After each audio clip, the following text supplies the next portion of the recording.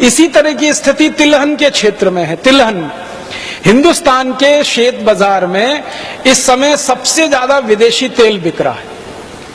आप सभी जानते हैं कि एक मलेशिया नाम का छोटा सा देश है, उस देश का एक तेल है जिसका नाम है पामोलिन तेल। वो पामोलिन तेल सबसे ज्यादा भारत के बाजार में है, सबसे ज्यादा। 1-2 टन नहीं, लाखों टन में है, करोड़ों टन में है पामोलिन तेल, जो भारत के शेत बाजार में आ गया। अब पामोलिन तेल आके बिकने लगा।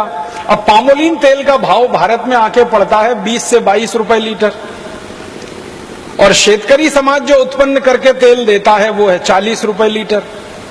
अब भारत का शेतकरी सरसों का तेल करे 40 रुपए लीटर, नारियल का तेल करे 60 रुपए लीटर, तिलहन का तेल पैदा करे 90 रुपए लीटर। तो भारत में 40, 60 और 90 रुपए लीटर के आसपास तेल का भाव है, और विदेशी पाम तेल मिलता है 20 से 22 रुपए लीटर। तो सारे भारतवासी जो तेल बनाने वाले उद्योगपति हैं वो सब पामोलिन तेल धड़ल्ले से लाखों लाखों टन में इंपोर्ट कर रहे हैं, और उस पामोलिन तेल को भेड़सेड़ करके, मिलावट करके आपको बेच रहे हैं। आप बाजार से डिब्बाबंद जितना भी तेल लाके खाते हैं वो सब पाम तेल है। और आपको सुनकर हैरानी होगी, 4-5 साल पहले तक इस देश में ऐसा कानून था कि पाम तेल किसी भी दूसरे तेल में मिला के नहीं बेचा जा सकता। गेट करार और WTO के दबाव में अब कानून ऐसा है कि पाम तेल किसी भी तेल में मिला के बेचा जा सकता है। अब पाम तेल आ गया, वो वेजिटेबल ऑयल के साथ मिला के बेचा जा रहा है।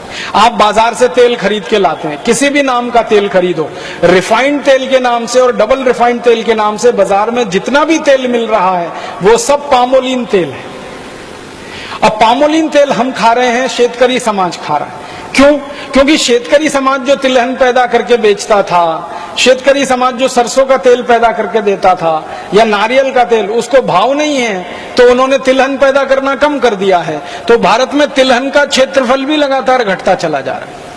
दालें पैदा करना कम कर दिया, तिलहन पैदा करना कम कर दिया, तेल का उत्पन्न इस देश में कम हो गया, तो विदेशों से पाम तेल आकर बिकने लगा। अब वो पाम तेल के 2 दुष्परिणाम हैं। एक तो जो शेतकरी नारियल करते थे, जो शेतकरी तिल पैदा करते थे, जो शेतकरी सरसों पैदा करते थे, उनको नुकसान। दूसरा नुकसान देश के खाने वाले लोगों को, जो पाम तेल खाएगा, मैं आपको स्टाम्प पेपर पे लिख के देता हूं, तुरंत हार्ट अटैक से मर जाएगा।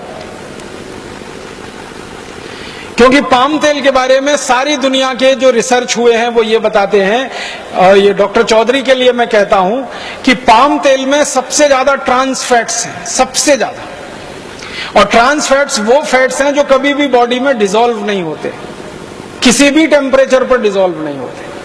और ट्रांस फैट्स जब बॉडी में डिसॉल्व नहीं होते तो वो फैट बढ़ता जाता है, बढ़ता जाता है, बढ़ता जाता है। और आपने सुना होगा कि जब फैट जरूरत से ज्यादा बढ़ जाता है तभी हृदय घात आता है और आदमी मर जाता है। जब फैट जरूरत से ज्यादा बढ़ जाता है तभी ब्रेन हेमरेज होता है और आदमी पैरालिसिस का शिकार हो जाता है।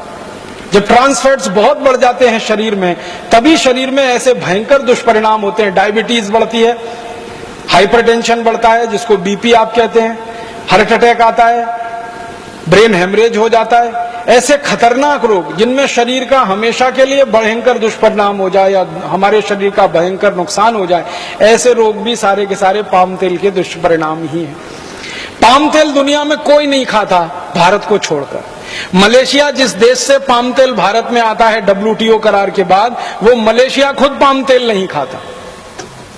मलेशिया में पाम तेल का जास्ती से जास्ती उपयोग होता है उद्योग धंधों में, लेकिन वो पाम तेल गेट करार के बाद भारत में भयंकर पैमाने पर बेचा जा रहा है। तेल का बाजार पूरी तरह से अब विदेशियों के कब्जे में चला गया।